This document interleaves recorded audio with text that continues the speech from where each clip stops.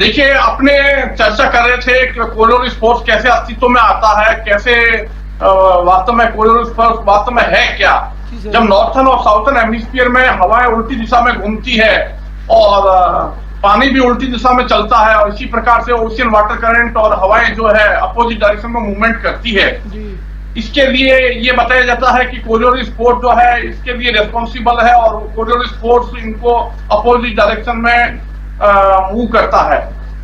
तो मैं आपको आश्चर्य की बात बताऊं कि जो कोरिडोर स्पोर्ट्स हवाओं पर और पानी पर लगता है, वो कोरिडोर स्पोर्ट सॉलिड कट को कैसे प्रभावित करता है। ऐसे प्रश्न कोरा में और भी जगह होते रहे हैं और कई वैज्ञानिक भी ऐसा चर्चा करते रहे हैं। एक्चुअली हमें कोरिडोर स्पोर्ट्स को अगर समझना है तो बैक हिस्ट्री में जाना होगा। अगर पृथ्वी की बैक हिस्ट्री में जाएं तो जैसा कि मैंने बताया कि पृथ्वी के जन्म का तरीका जब बदल जाता है तो वास्तव में क्या है, कोरिडोर स्पोर्ट्स का एक्सप्लेनेशन ऐसा होता है कि जो डिफरेंशियल रोटेशन को हम एक्सप्लेन कर रहे थे, जुपिटर, सैटर्न, यूरेनस, नेपच्यून, यानी कि डिफरेंशियल रोटेशन और कोरिडोर स्पोर्ट्स में क्या रिलेशन है, ये समझना होगा। और Jupiter, Saturn, Uranus, Neptune, super अर्थ और अर्थ इस प्रकार से धीमी गति से जो सॉलिड कट का फॉर्मेशन हुआ, धीमी गति से जो वायुमंडल और पानी और सॉलिड कट अलग अलग हुए, और इस धीमी गति से जो एटमॉस्फेयर का ओरिजिन हुआ, पानी का ओरिजिन हुआ, और धीमी गति से महाद्वीप और महासागर बने। तो अगर आप बात करेंगे कि जुपिटर में कोरिडोर स्पोर्ट्स कैसे काम करता है, सैटर्न में कोरिडोर स्पोर्ट्स कैसे काम करता है, यूरेनस और नेपच्यून में कैसे करता है। तो जैसे अभी हमने कोरियोलिस फोर्स के बारे में डिस्कस किया था, आपने बताया कि किस तरीके से अदर प्लानेट में काम करता है।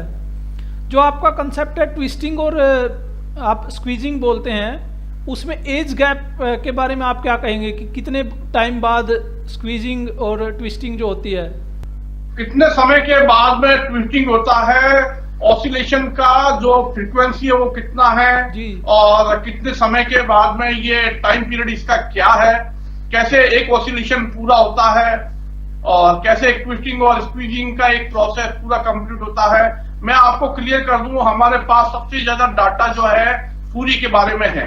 सूर्य पूरे एक सौर चक्र में पूरा ट्विस्ट हो जाता है, टाइट हो जाता है। उसमें पूरा 11.1 वर्ष का जो सौर चक्र होता है, 11.1 प्लस 11.1 यानी 22.2 वर्ष में सूर्य पूरा ट्विस्ट और टाइट हो जाता है।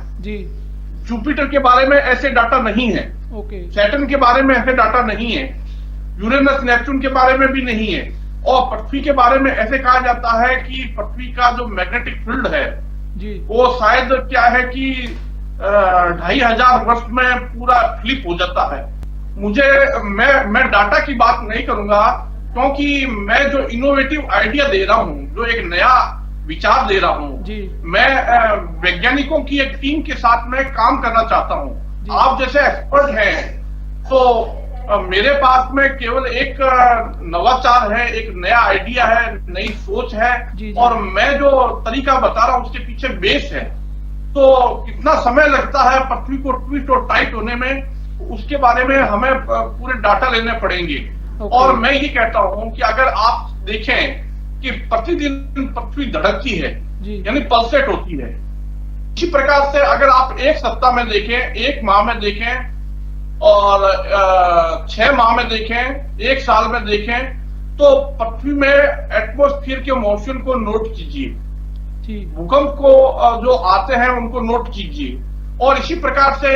पृथ्वी में जो वेरिएबल रोटेशन होता है, रोटेशन जो है अप डाउन होता है, वो किस कारण से होता है, उसका तो साइकिल चलता है, जो साइक्लिक नेचर है कि निश्चित समय के बाद में वापस क्या है कि उसी स्थान पर भूकंप एक डेफिनेट टाइम पीरियड के बाद में लगभग भूकंप आते हैं। जैसे मान लो कि अभी इक्वाडोर में भूकंप आया, और इतने वर्ष बाद में वापस भूकंप क्या इक्वाडोर में आता है, ये जापान में आता है, या विश्व के किसी स्थान पे आता है। तो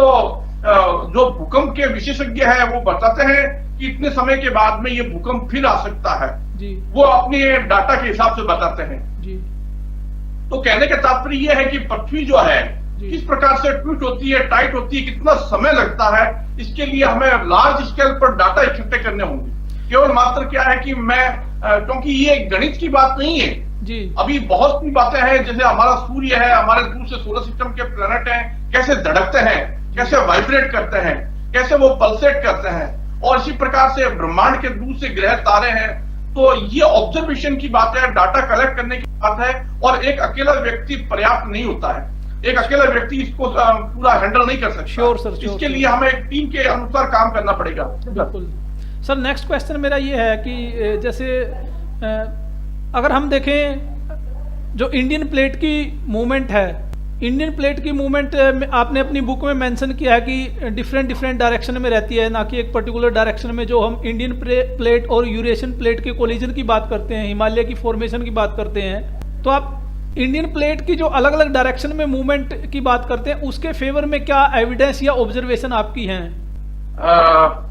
मैं जैसा कि मैं बता रहा हूं कि डिफरेंशियल रोटेशन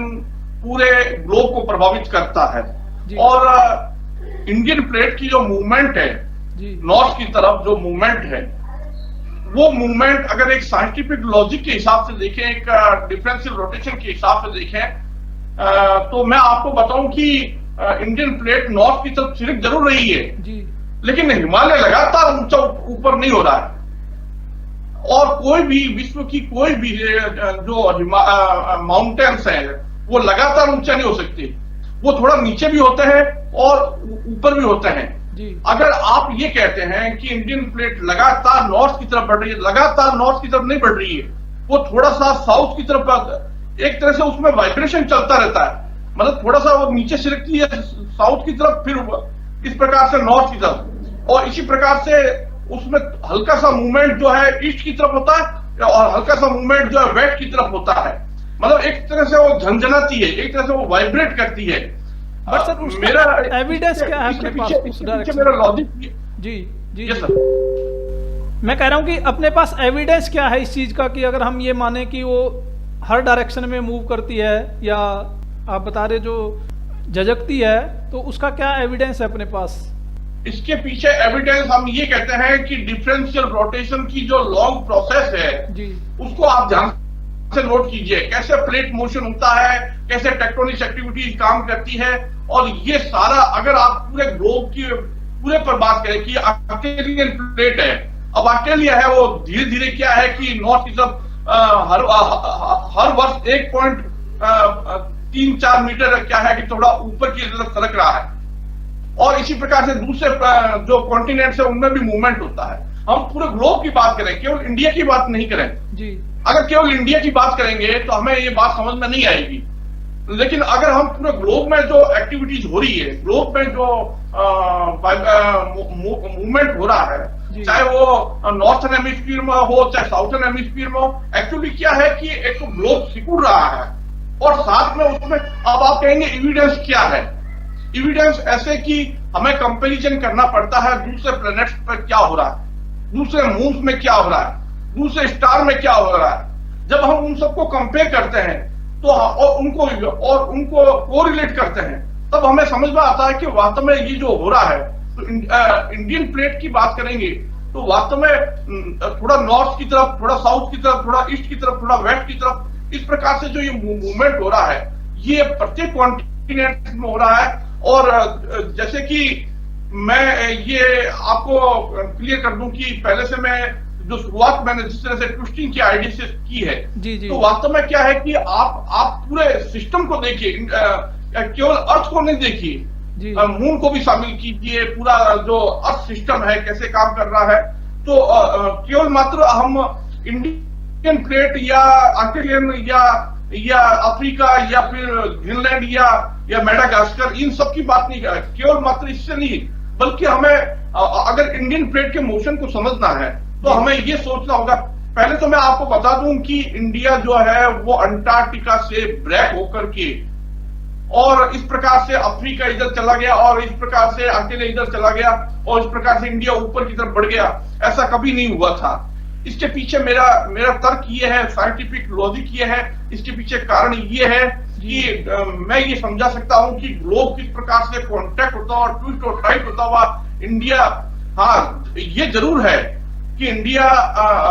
एशिया से टकराया और इस प्रकार से आगे बढ़ रहा है, लेकिन केवल इस प्रकार से ऐसे नहीं बढ़ रहा है, बल्कि एक सिस्टमेटिक, अगर आप एक प्रोसेस की बात करते हैं, जब एक पूरी चैन की बात करते हैं कि किस प्रकार से मिनी नेपच्यून सिकुड़ते हैं, किस प्रकार से सुपरा सिकुड़ते हैं, किस प्रकार से सिकुड़ते पृथ्वी इस प्रकार से, तो पूरी सिस्टम की बात करते हैं, तो माउंटेन्स किस प्रकार से हलचल कर रहे हैं, किस प्रकार से क्या है सॉलिड क्या है मूवमेंट हो रही है। तो ये मैं कहना चाहूंगा, इंडियन प्लेट जो है वो एक प्रकार से क्या है कि नॉर्थ की तरफ जो सरक रही है, ईस्ट और वेस्ट और साउथ। तो मेरे कहने का मतलब ये है कि आप केवल मात्र हिमालय ऊपर उठ रहा है, ये भी उनको ऑब्जर्व करना चाहिए कि हिमालय केवल उठ ही नहीं रहा है ऊपर, बल्कि नीचे डाउन भी हो रहा है।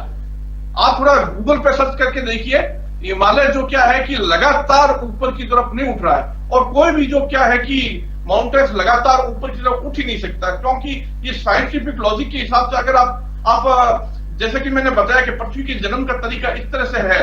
तो इस प्रकार से अगर आप इस सीक्वेंस बेस्ड स्टडी में बात करेंगे, तब वो सिकुड़ता हुआ ग्लोब, तब उसमें सिकुड़ते हुए ग्लोब में जियोलॉजी कैसे होगी, और एक्सपेंडिंग ग्लोब में जैसे अर्थ एक्सपेंड ना होकर अगर कांटेक्ट होती जा रही है, तो इस प्रकार से अगर कांटेक्ट होगी तो कॉन्टिनेंट्स पर इसका क्या इफेक्ट पड़ेगा, और महाद्वीपों और छोटे टापुओं पर, छोटे द्वीपों पर, बड़े द्वीपों पर क्या प्रभाव पड़ेगा। सर एक्चुअली नेक्स्ट चीज मैं आपसे डिस्कस करना चाहूंगा कि आप प्लेट टेक्टोनिक्स के कंसेप्ट के ऊपर आपका क्या टेक है, कि प्लेट टेक्टोनिक्स एक्चुअल में अर्थ प्लेट्स में डिवाइडेड हैं, या आप उसको किस तरीके से देखते हैं अपने कंसेप्ट के रिस्पेक्ट में। देखो, प्लेट टेक्टोनिक्स का ओरिजिन कैसे हुआ, प्रश्न तो यह है कि वास्तव में टेक्टोनिक्स एक्टिविटीज कब शुरू होती है, कैसे शुरू होती है। मैं आपको बता दूं कि जितने भी फॉल्ट है, जितने भी फोल्ड है, जितने भी कन्वर्जेंट डाइवर्जेंट प्लेट मोशन है, ट्रांसफॉर्मर प्लेट मोशन है, ये सब क्यों हो रहे हैं, इसके पीछे रीजन ये है कि हमें एक यूनिवर्सल प्रोसेस को देखना होगा। प्लैनेट्स में जो ट्रांसफॉर्मेशन होता है, कैसे Jupiter, Saturn, Uranus, Neptune transform होकर के अर्थ में आते हैं, तो जो सॉलिड स्टेट का फॉर्मेशन होता है, उसके साथ साथ क्या है टेक्टोनिक एक्टिविटीज का ओरिजिन होने लगता है, उसके साथ साथ सिस्मिक प्रोसेस शुरू हो जाती है, उसके अनुसार क्या है कि अर्थक्वेक आने शुरू हो जाते हैं। तो मेरे कहने का मतलब यह है कि आप जो ये विल्सन साइकिल है, या ये कॉन्टिनेंट का मूवमेंट है, इस प्रकार से कई कॉन्टिनेंट एक दूसरे से दूर हट रहे हैं, कई कॉन्टिनेंट एक दूसरे के पास आ रहे हैं, और कई जगह ट्रांसफॉर्म प्लेट मोशन होता है, कई जगह डाइवर्जेंट प्लेट मोशन हो रहा है। तो टेक्टोनिक एक्टिविटी कहां से शुरू होती है, प्रश्न तो यह है, ओरिजिन कहां से होता है। सर एक्चुअली मैं ये जानना चाह रहा हूँ कि आप प्लेट टेक्टोनिक्स के ऊपर क्या राय रखते हैं, कि प्लेट एक्चुअल में प्लेट्स एग्जिस्ट करती हैं या नहीं करती हैं, या अर्थ प्लेट्स में डिवाइडेड है या नहीं है। बिल्कुल है, डिवाइडेड है, और प्लेट टेक्टोनिक्स का मेरा ये है कहना कि आप ये बात कीजिए कि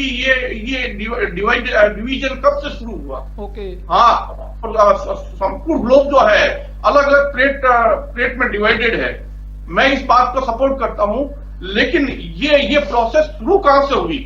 इसका ओरिजिन क्या है। जब हम पृथ्वी के जन्म का तरीका बदल रहे हैं, पृथ्वी का जन्म जो है अब तक जो बताया जाता है कि 4.6 बिलियन वर्ष पहले इस प्रकार से मैटर जो है कॉलिजन हुआ, और इस प्रकार से पृथ्वी का जन्म हुआ, तो वो पृथ्वी के जन्म का तरीका ही गलत है। और वास्तव में जो पृथ्वी का जन्म का तरीका यह है कि एक जो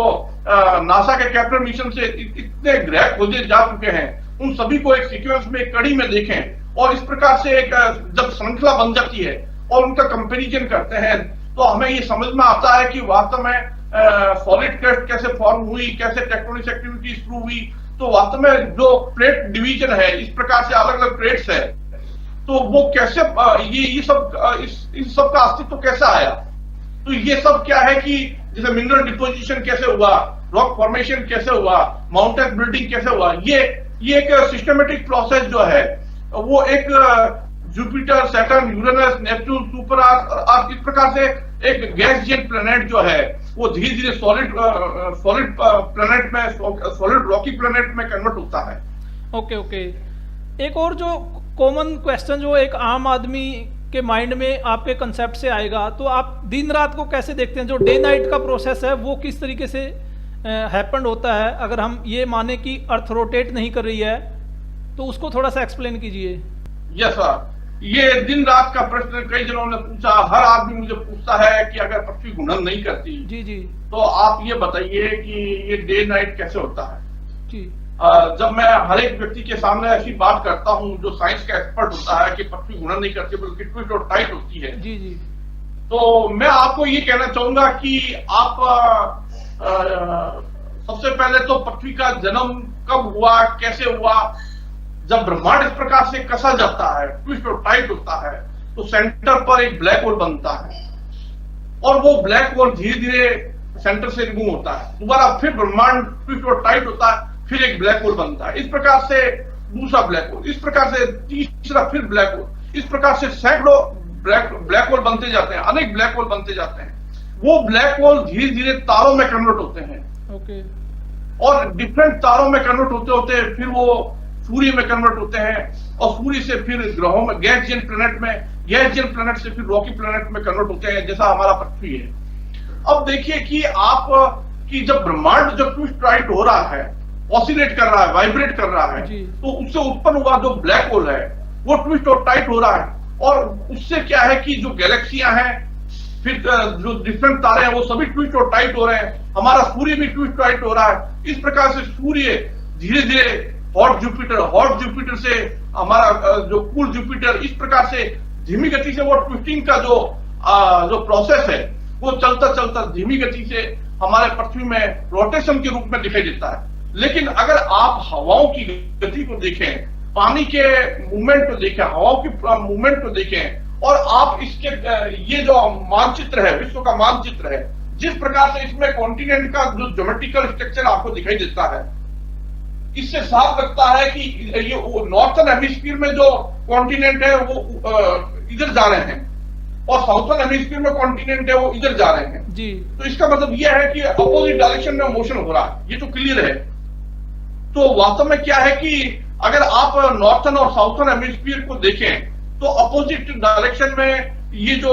चल रहा है, इस प्रकार से प्रोसेस चल रहा है हवाओं का, पानी का और सॉलिड के ज्योमेट्रिकल स्ट्रक्चर को देखते हैं तो इससे ये मालूम पड़ता है कि वास्तव में क्या पृथ्वी ट्विस्ट हो रही है। लेकिन ट्विस्टिंग का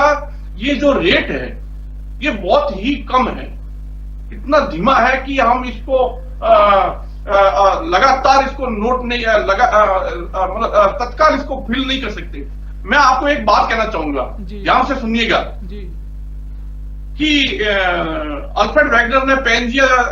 जैसा सुपर कॉन्टिनेंट का बताया कि पैंजिया था और सुपर कॉन्टिनेंट था और वो ब्रेक होकर के एक कॉन्टिनेंट वेस्ट में चला गया, एक कॉन्टिनेंट नॉर्थ में चला गया, एक ईस्ट में चला गया। मुझे एक बार बताइए कि जब ये कॉन्टिनेंट लाखों वर्षों में एक पूर्व में जा रहा है, एक पश्चिम में जा रहा है, एक उत्तर में जा रहा है, तो घूर्णन क्या हो रहा है, क्या घूम रहा है? इसका मतलब पृथ्वी घूर्णन नहीं कर रही है, वॉबलिंग हो रहा है, लड़खड़ा रही है पृथ्वी। नहीं सर, उसका तो जो एविडेंस दिया है वैगनर ने, सी फ्लोर स्प्रेडिंग के जो एविडेंस हम देखते हैं कि कन्वेंशनल करंट जो है वो उसके लिए रिस्पॉन्सिबल है, बीनीथ द अर्थ जो कन्वेंशनल करंट जनरेट होता है, तो वो उन्होंने उसका एविडेंस दिया है, उसको माना है। तो हम ये तो नहीं कह सकते कि अगर अलग अलग डायरेक्शन में मूव कर रहे हैं तो इसका मतलब ये नहीं है कि अर्थ रोटेट नहीं कर रही है। इससे ये तो हम देखिए देखो कन्वेक्शन करंट कैसे चलते हैं, इसको आपको समझने के लिए कन्वेक्टिव फोर्स कैसे काम करते हैं, इसके लिए आपको जो पृथ्वी का जन्म का जो तरीका मैं बता रहा हूं उसके अनुसार आपको सोचना पड़ेगा, क्योंकि वास्तव में अल्फ्रेड वैगनर को यह पता ही नहीं था कि पृथ्वी का जन्म कैसे हुआ। उस समय के दौरान 1930 की बात है, उस समय क्या है कि सर्च टेक्टोनिक्स के बारे में सोचा जाने लगा था, क्योंकि उस समय ऐसा भी कुछ ऐसे वैज्ञानिक थे जो अल्फ्रेड वैगनर से सहमत नहीं थे। मैं आपको बताऊं कि अल्फ्रेड वैगनर का जो ये कन्वेक्शन का तर्क है कि इस प्रकार से क्या है कि पृथ्वी के अंदर से हीट निकलती है और वो हीट क्या है कि कॉन्टिनेंट्स को ब्रेक करती है और इस प्रकार से डिफरेंट डायरेक्शन में चलने लगते हैं। लेकिन ऐसा नहीं था। वास्तव में क्या है कि आप जो सुपर कॉन्टिनेंट को अगर आप इस दृष्टि से देखें, जुपिटर, सैटर्न, यूरेनस, नेपच्यून, सुपरास और अर्थ इस दृष्टि से देखें तो आपको सुपर कॉन्टिनेंट जैसा कुछ लगेगा ही नहीं, इसमें सुपर कॉन्टिनेंट जैसा कुछ था ही नहीं, क्योंकि ये जिस प्रकार से ये अलग अलग चांद पर इसमें डिफरेंशियल रोटेशन के अवशेष आज भी हैं। अगर आप पूरे ग्लोब पर के मानचित्र पर डिफरेंशियल रोटेशन के प्रमाण देखें तो आपको ये जो है मैक्सिको है या नॉर्थ अमेरिका है, साउथ अमेरिका है, ड्रैक पैसेज है, या आप मिड अटलांटिक रिज है, ये इस प्रकार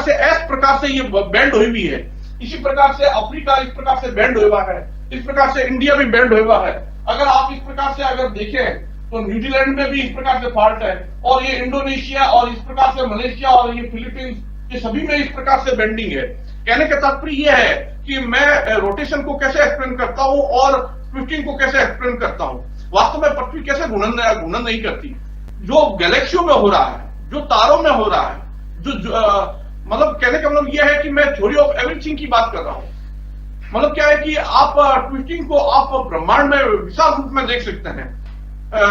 सूर्य में, तारों में, ग्रहों में, तो वो ही ट्विस्टिंग, वो ही डिफरेंशियल रोटेशन भविष्य में जाकर के पृथ्वी में इस रूप में प्रकट होता है। तो कहने का तात्पर्य यह है कि पृथ्वी पर दिन रात कैसे होते हैं, तो दिन रात तो एक फॉल्ट स्केल की बात है। सुनिए ध्यान से, आप इस बात को गौर कीजिएगा कि दिन रात जो हम देख रहे हैं वो एक बहुत ही शॉर्ट स्केल 24 घंटे की बात है। लेकिन अगर हम इसको लार्ज स्केल पर देखें, मतलब 1 महीने, 6 महीने, 1 साल, तो आपको पता चलेगा कि वास्तव में ये दृश्य बदल गया। वास्तव में क्या है कि पृथ्वी ट्विस्ट हो रही है। मतलब 24 घंटे का जो समय है उसके आधार पर आप ये नहीं कह सकते कि पृथ्वी घूर्णन करती है। लेकिन अगर आप इस बात को क्या है कि लार्ज स्केल पर देखेंगे, मतलब क्या है लॉन्ग टाइम स्केल पर देखेंगे, तब आपको समझ में आएगा कि वास्तव में दिन रात का जो कंसेप्ट है वास्तव में यहां जाकर के बदल जाता है। यहां दिन रात की बात नहीं होती। तो ठीक उसी तरह से मैं कह रहा हूं कि लाखों सालों में पृथ्वी क्या इस प्रकार से वाइब्रेट हो रही है। लाखों सालों में जिस प्रकार से ये बताया जाता है कि सुपर कॉन्टिनेंट ब्रेक होकर के अलग अलग डायरेक्शन में जाते हैं, तो इस प्रकार से मैं दिन रात की कंसेप्ट को एक्सप्लेन करता हूं। ओके सर, एक्चुअली आपने जैसे कहा कि जो ट्विस्टिंग है वो काफी स्लो प्रोसेस है, बट जो डे नाइट बहुत स्लो प्रोसेस है, जो डे नाइट की प्रक्रिया है वो तो 24 आवर्स की है। तो इनको आप कैसे जोड़ के देख सकते हैं? जो डे नाइट की कंसेप्ट है, आप वेरिएबल रोटेशन देखिए, साथ में क्या है कि आप नेट पर सर्च कीजिए कि वेरिएबल रोटेशन के जो पेपर आए हैं उनको ध्यान से देखिए कि पृथ्वी का रोटेशन जो है वो लगातार क्या है, एक तो डिक्रीज हो रहा है और अप डाउन भी हो रहा है। अभी 24 घंटे है, पहले 24 घंटे से कम था, 20 घंटे था, 20 घंटे से पहले 15 घंटे था, 15 घंटे से पहले। ये पेपर मैंने पढ़े हैं और मेरे ग्रुप में मैंने इसको डाला है। मेरे फेसबुक जो ग्रुप है, is the super continent not a gigantic illusion में मैंने इसको डाला है। और आपको बताऊं कि जो डे नाइट की ये जो एक्सप्लेनेशन है कि अगर आप, तो ये तो हमने अपने मनुष्य ने अपने हिसाब से वैज्ञानिक रूप से इसको 24 घंटे निर्धारित किया है। लेकिन वास्तव में अगर देखें कि वास्तव में ऑसिलेशन कैसे हो रहा है, वाइब्रेशन कैसे हो रहा है, तो इसको आप एक लॉन्ग प्रोसेस के हिसाब से सोचिए। अगर ये पृथ्वी जो है वो ट्विस्ट क्या है कि जैसे स्पेस फैब्रिक में दिखाई जाता है, इस प्रकार से वो क्या स्पेस फैब्रिक को ट्विस्ट करती है। लेकिन ये तो एक हेमिस्फीयर की बात हुई, दूसरे हेमिस्फीयर में अपोजिट डायरेक्शन में ट्विस्ट हो रहा है। अगर आप डे नाइट की कंसेप्ट को समझना चाहते हैं तो आपको रेट ऑफ ऑसिलेशन यानी ऑसिलेशन की फ्रीक्वेंसी क्या है वो उस पर ध्यान केंद्रित करना होगा। मतलब एक लॉन्ग प्रोसेस जो है वो जो ऑसिलेशन की है वो ट्रांसफॉर्म होते हुए, कन्वर्ट होते हुए धीरे धीरे इस रूप में कि मतलब रोटेशन का ओरिजिन कैसे हुआ। आज पृथ्वी हमें जिस प्रकार से रोटेट होती हुई दिखती है, दिन में कितनी बार वो धड़कती है, इस बात को आप नोट कीजिए कि जब शाम का समय होता है तो टेक्टोनिक एक्टिविटीज में थोड़ा सा एक प्रभाव पड़ता है। जब संधि काल होता है उस समय क्या टेक्टोनिक एक्टिविटीज पर प्रभाव पड़ता है, ऐसा वैज्ञानिक कह रहे हैं, मैं नहीं कह रहा हूं।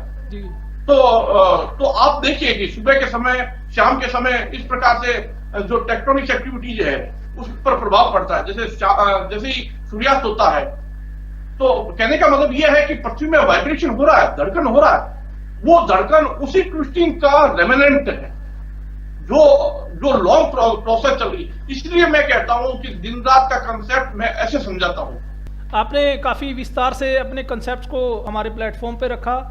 और इससे जो भी अदर कंसेप्ट्स निकल के आएंगे, बाकी एक्सपर्ट्स जो इसको एनालाइज करेंगे अपनी वीडियोस को देख के, जो उनके क्वेश्चन होंगे, हम उम्मीद करते हैं कि भविष्य में फिर आपसे उन क्वेश्चंस के साथ हम डिस्कस करेंगे। हमसे जुड़ने के लिए बहुत बहुत धन्यवाद सर। धन्यवाद सर, आपका बहुत बहुत धन्यवाद। और मैं उम्मीद करता हूं कि जैसे जैसे नए अनुसंधान आएंगे, जैसे मैं आपको एक बताऊं कि मॉस्को यूनिवर्सिटी का एक बुलेटिन आता है, उसमें एक वैज्ञानिक चर्चा कर रहे हैं twisting of earth in geological history. मैंने अपने रेफरेंसेज में ये बताया है कि ट्विस्टिंग की बात करने वाला मैं धरती पर मैं अकेला इंसान नहीं हूं, और भी लोग ट्विस्टिंग की बात करते हैं कि पृथ्वी ट्विस्ट होती है। एक बात। दूसरी बात आपको बताऊं कि कैसे गैसियन प्लैनेट ट्रांसफॉर्म होते हैं रॉकी प्लैनेट में, ऐसी दुनिया में चर्चा होने लगी है। कब? जब क्या है कि नासा का कैप्टन मिशन का अब क्या है कि उसका रिव्यू होने लगा है। अब ये पता चलने लगा है कि वास्तव में इतने प्लैनेट मिले हैं, तो आखिर हमारे पृथ्वी के जन्म का तरीका ही बदल जाएगा। आप नेट पर ये सर्च कीजिए, आपको निश्चित से ये मिलेगा। धन्यवाद। बिल्कुल सर, बिल्कुल। और मेरा पर्सनली मानना है कि साइंस तभी तरक्की कर सकता है जब हम उसको अलग अलग नज़रिए से देखेंगे, और आपने अपना नज़रिया हमारे साथ शेयर किया, इसके लिए बहुत बहुत धन्यवाद अगेन, और भविष्य के लिए आपको बहुत बहुत शुभकामनाएं। बहुत बहुत धन्यवाद आपका। जी सर, वेलकम।